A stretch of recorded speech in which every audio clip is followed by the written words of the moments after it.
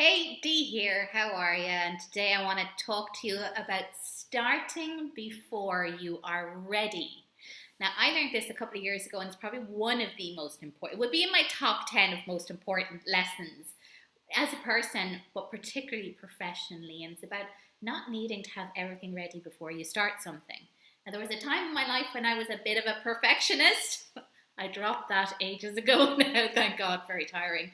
But anyway, I used to have to want to make sure that everything was completely done, T's crossed, I's dotted, before I would either launch a project or give a presentation or whatever it was.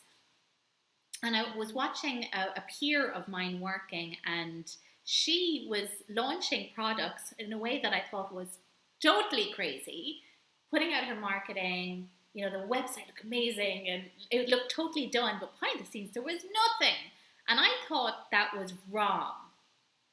And she said to me, "But Dee, why would I build something that nobody wants to buy?" And I went, "Well, no, you wouldn't do that." She said, "You're looking at this the wrong way. Rather than seeing it as incomplete, see it as a work in progress." Because the way she approached things was she would design a product pretty much in her head, high level, knew what she wanted to do, knew what experience she wanted her customer to have. And then she would design the landing page and website. And then only if there was interest in the product would she then go and build. And it was like, light bulb moment. And I've been doing it ever since. Detox.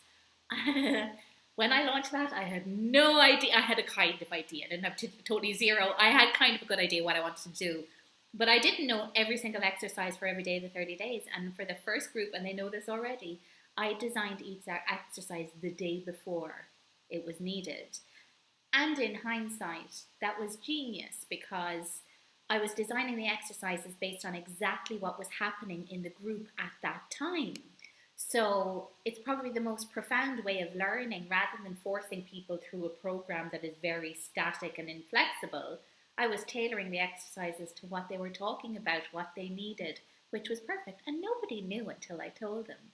And now when I'm coaching particularly new entrepreneurs, and whether it's their website they're launching, or particularly when it comes to new products and services, or even writing the book, it's about getting started. It's about getting feedback from your customers, because it is seriously, particularly if you're in the training area, if you're going to spend a lot of time, and I mean weeks and months, designing a program of any kind, only to find that when you launch it, all you hear is sort of brambleweed going through the roads and the wind coming through the trees, then you've wasted a lot of time and money for no reason whatsoever.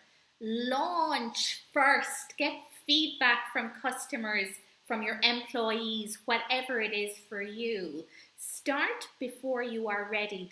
You'll never be 100% ready anyway. You know this because I'll constantly tweaking afterwards. You're never going to be 100% ready. I go for about 70 to 80% ready.